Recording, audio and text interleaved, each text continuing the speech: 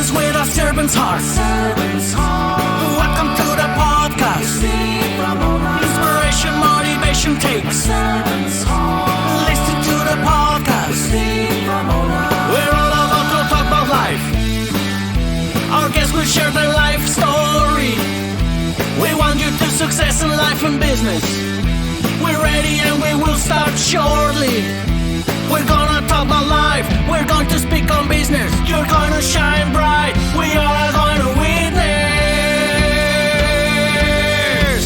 Business with a servant's heart. With hosts Steve, Ramona, and Ray. Inspiration, education talks. Listen to the podcast.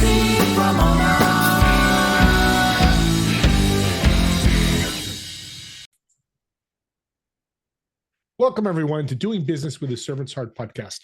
I'm your host, Steve Ramona. I am fired up to have you join us today. Got a great guest today, and he's from Hawaii. Who does not like Hawaii? He's not there now, but I know he can go back anytime.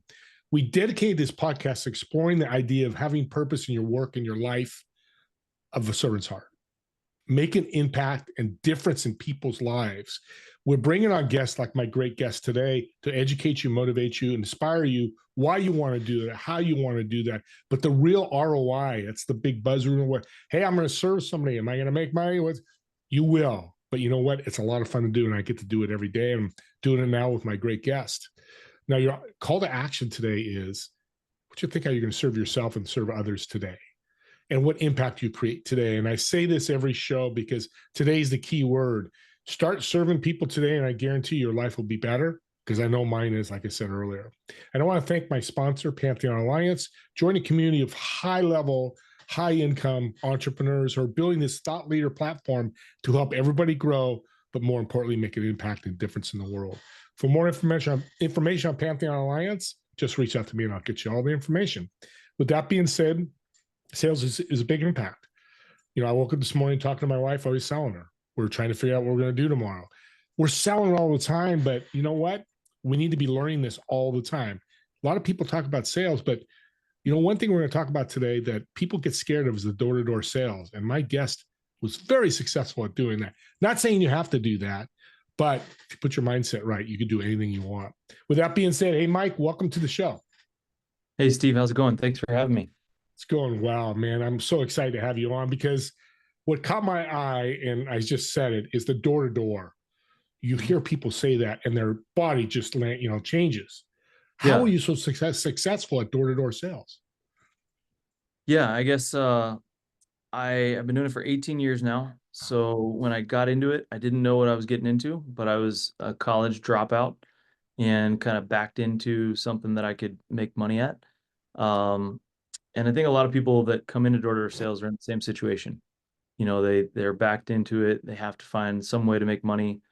They might have some sort of record against them where they can't get a normal job, and they fall into door-to-door sales.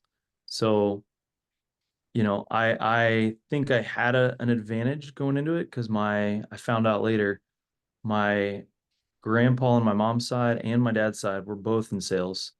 So I probably had a little bit of the gift of gab in my genes, but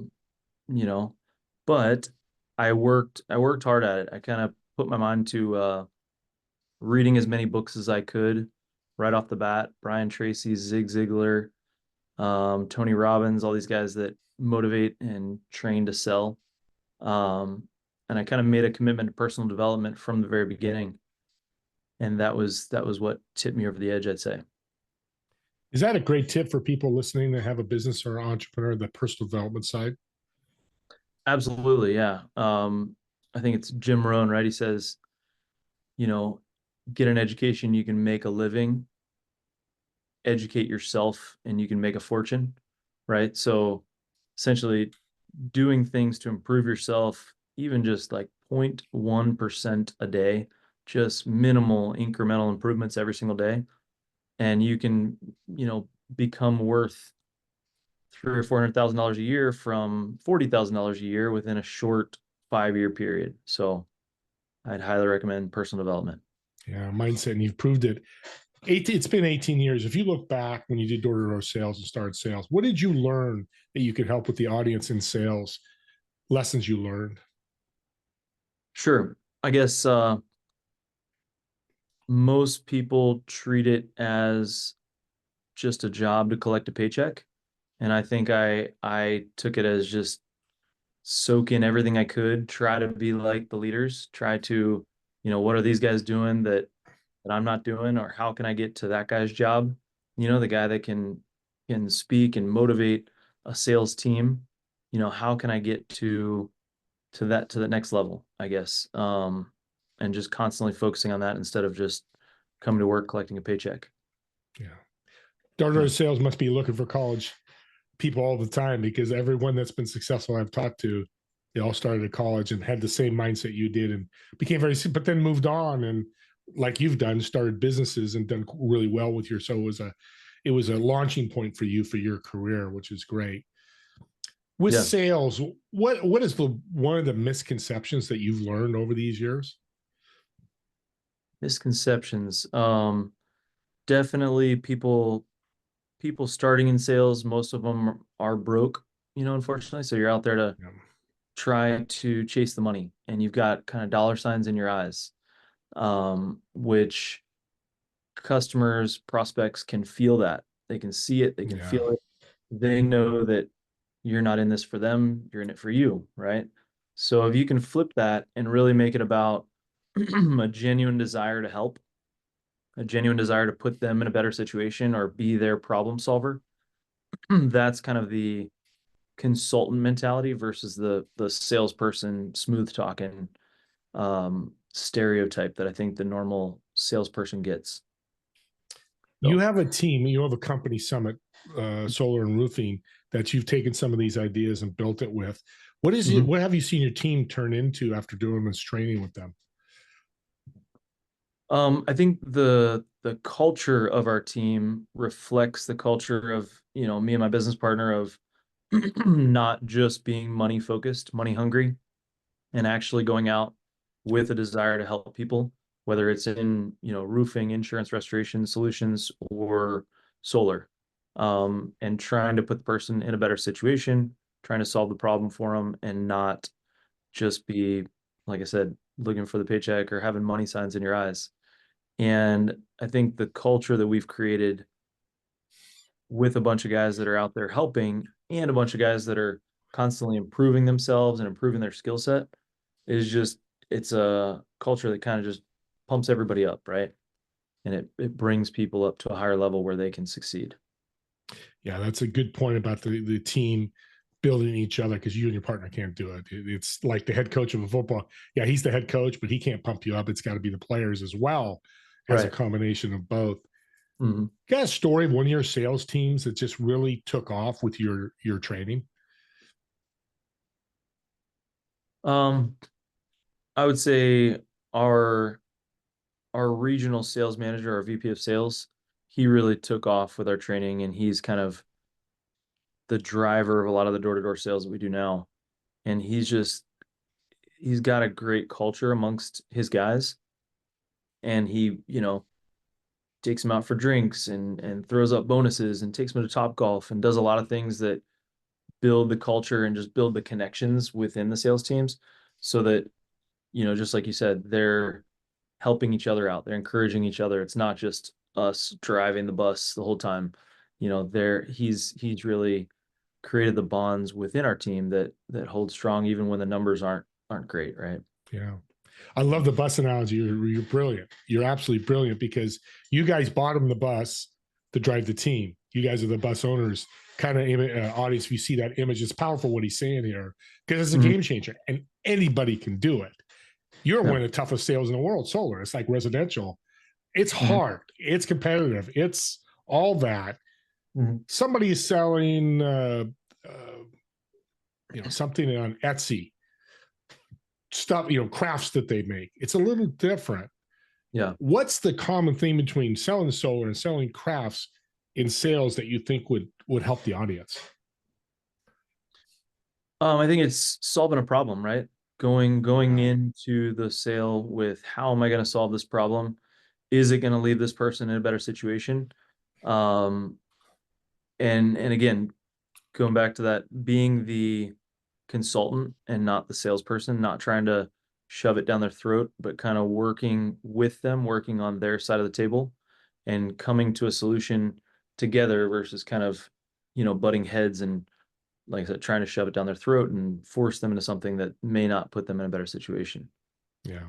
Yeah. Scenario, and I had this problem for years, is I was afraid to make money. I mean, I love to sell, but you go, hey, it's $10,000 for my coaching, like I couldn't get it out. It's like, or they're all okay. No, oh, breath of fresh air. It's like, oh, good. I don't have to charge them 10,000. Oh my God, a lot of money. Same thing with solar. The commissions are high, and of course, in a very expensive product. How do you get your sales, the people that do that get fearful of money? How do you help them handle that?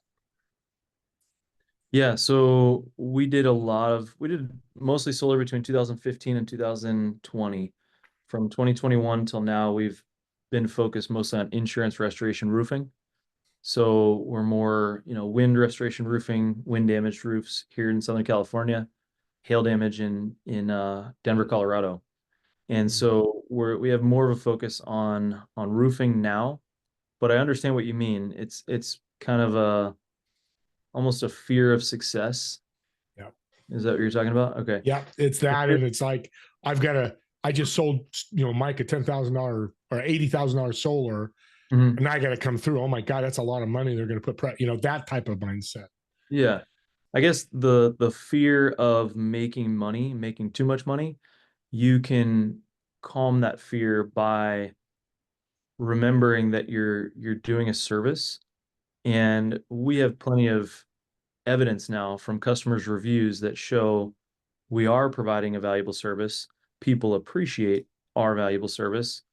And a lot of times they're thanking you up and down because you save them, on solar, say a few $1,000s a year. And in roofing, you're saving them $20,000, $30,000 versus going retail and purchasing a roof themselves, right? And helping them through the insurance process. So, we've had people tell us that we're their little angels that came by and, helped them through the process. So as cheesy as that sounds, it's happened several times now. And it's a good anecdote that shows like we're providing a service. Don't feel bad about the money you make. If you're giving $10,000 coaching services and that person makes an extra $50,000 this year, you've done your job, right? You provided your value. So It's the elephant in the room, the ROI, bottom line of everything. Meaning you can't do anything unless we're making money. You got to pay bills and all that. right. I'm excited to announce, audience, that he now coaches sales outside of his company. Why did you jump into that? Why do you want to go outside your company and help others with sales? Yeah.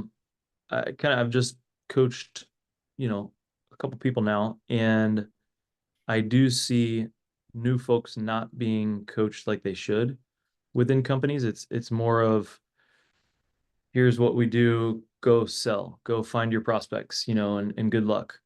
And the training processes and the coaching and mentoring is not available for them.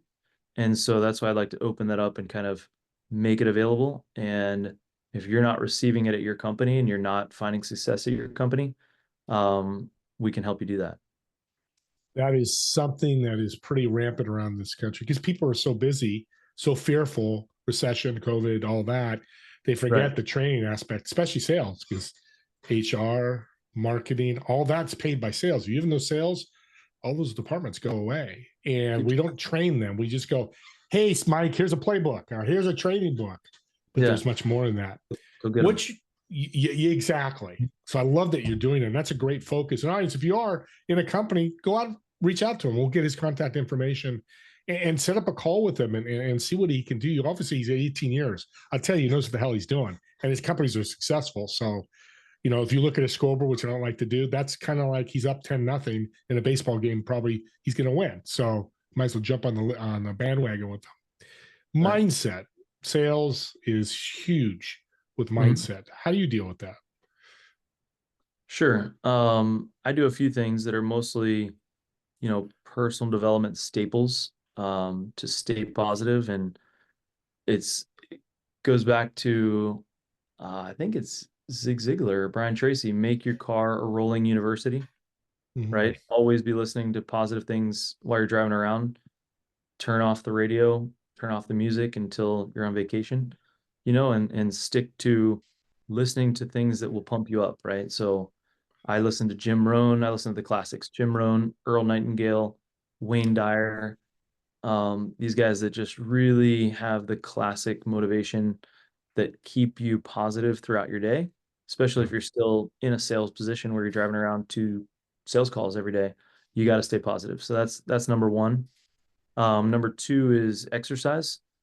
You got to exercise. We tell our salespeople, like, we don't care. You don't need to have like Vin Diesel abs done up at work, right? But it's for your mind, right? Yeah. It's a battle of the minds. So you're either convincing them why, they need your product, or they're convincing you why they don't need your product, right? Somebody's selling someone there. So it's a short battle of the minds. And whoever's mind is sharper that day is going to win those little mini battles throughout your day. So the exercise is the way to keep your mind sharp, right? The other one is, and I picked this up about 10 years ago now, 9 years ago now. So meditation. Um, I I kept hearing it in the books that I was reading and stuff I was listening to, and I resisted it for years. But then I took a course on transcendental meditation. It's the one that like Ray Dalio and Oprah and Tony Robbins, they all do this transcendental meditation. And it really has helped me out a lot because I used to be very ADD and very unable to focus and unable to stick to things for more than a few months. And meditation kind of just slows you down, makes you more focused, allows your brain to think long term. And it just has a whole lot of just super positive side effects that I can't even list off right now. But anybody that's got ADD or scatterbrain or lack of focus, I would recommend meditation. Kind of keeps you focused on your goals as well. Mind and body. That's what you're saying. Take care of the body, and mind follows the lead. That's powerful. Right. The big thing in sales, I'm very curious. This is a selfish audience, but I'm sure you want to hear the answer. Mhm. Is that time you get into the value proposition, and here's what I got. I'm selling you this program for solar. It's 50K, and we'll do payment and all that. Sure. And that person goes, Steve, thank you, but no, can't do it. Mm-hmm. What do I do? Tuck your tail between your legs and walk away now. It's sometimes a good answer, but Yeah. I mean, you're not going to win them all. You're obviously not going to win them all. We preach 33% of people are going to say yes, 33% of people are going to say no, and 33% of people are going to say maybe, right? And so you're going after the low-hanging fruit, that, 33% that are going to say yes every time. And then you're going to go after the 33% that are going to say maybe, right? And you're going to hear a few no's. You may hear 5 to 7 no's before you get through to a yes. You may hear 3 or 4 no's before you get to their real objection, right? And then you can really dive down and solve that objection, problem solve it, right? So I guess part of it is picking your battles.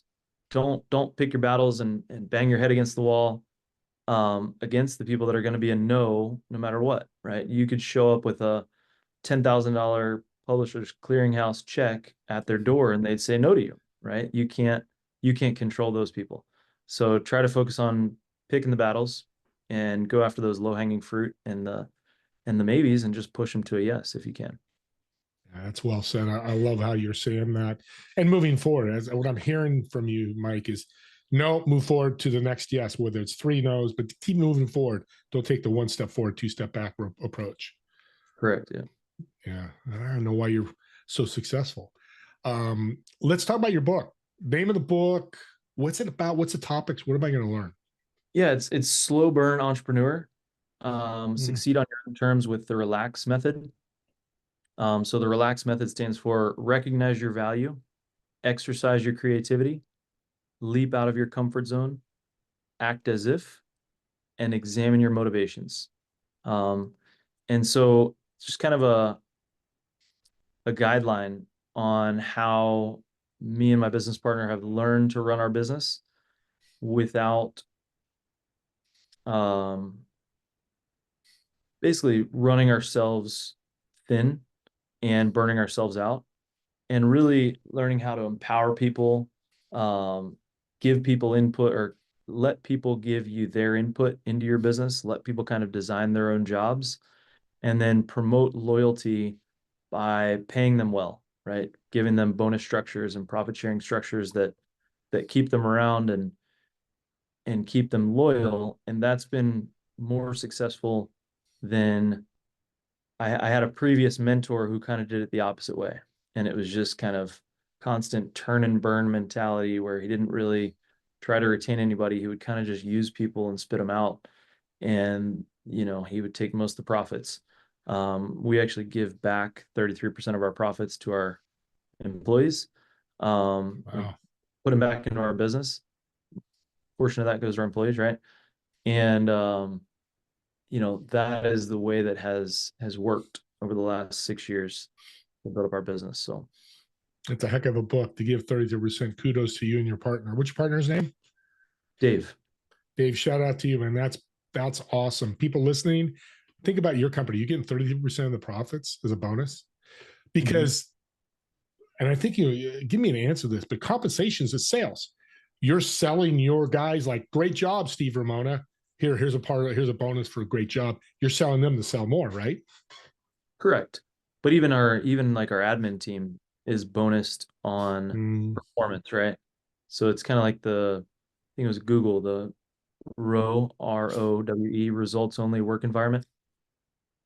Just continually promoting that, like, look, we're here to produce results, right? You're not getting paid just to show up and punch the clock. So a lot of our pay structures are based on bonuses and what are you hitting? What metrics are you hitting each quarter? Yeah, that's kudos to you and your partner. That's fantastic. If you own a business, just taking that tip, what he gave you, probably $1 million tip, depending on what you're selling, of course, but it'll increase your revenue. I guarantee it, because I've heard many people like you, like your company that do the Trader Joe's my wife works at, they do the same thing. It's amazing how they take care of their employees. Yeah. Fantastic. So where can they find the book? Because I know people are thinking, I gotta get this book. Yeah, it's on Amazon. And now we have an Audible version, so an audiobook version on Audible or any other audiobook platforms. So slow burn, succeed on your own terms using the relax method. Look at you. So now you're taking that mobile learning center and you've added to it by having your Audible. That's pretty cool. Yeah. See exactly. So he's thinking about how he learned. He's giving you the opportunity with the same tools. Well, we're coming to the end here. I like to ask a great question, a fun question. I've reserved a table at a restaurant for you in LA where you live. Table of 4. You're going to sit in one of the chairs. Who would you invite in the other 3 chairs, dead or alive? Why would they be invited to the table? And what food would you order? Ooh, that's a good question. Okay. So let's see. I'm inviting 4, you said? 3. You're inviting 3. You get 3. You get one of the chairs. Okay. So definitely Tim Ferriss, because he had a huge impact.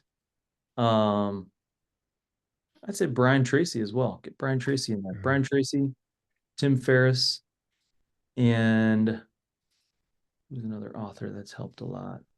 Let's get Tony Robbins in there. Why not? Tony Robbins, Brian Tracy, and Tim Ferriss. Just the people that have probably influenced my personal development journey the most. Yeah.